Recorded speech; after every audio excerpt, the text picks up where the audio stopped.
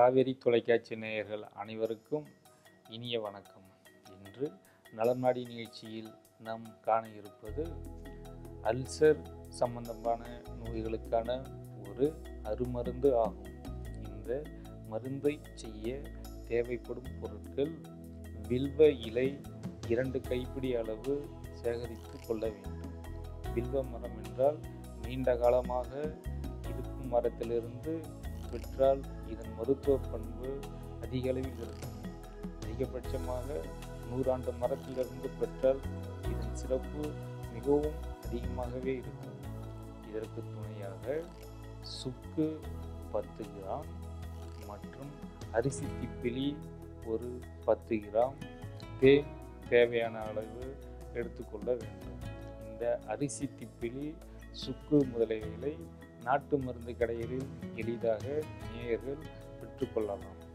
அரிசி திப்பிலியை வாங்கி வந்து அதை பழச்சாறு, எலுமிச்சை பழச்சாற்றில் ஊற வைத்து பின்பு கழுவி அதை வெயிலில் உலர்த்தி கொள்ள வேண்டும். அதேபோல் சுக்கு மேல் தோல் நீக்கி சுண்ணாம்பு நீரில் சற்று ஊற வைத்து அதை பின்பு உலர்த்தி கொள்ள வேண்டும். இவ்வாறு சேகரித்த பொருட்களை தனித்தனியாக கல்வத்தில் இடித்து கொள்ள வேண்டும். அதேபோல் சேகரித்த வில்வ இலையையும் நிழலில் உலர்த்தி அதையும் சூரணித்து கொள்ள வேண்டும்.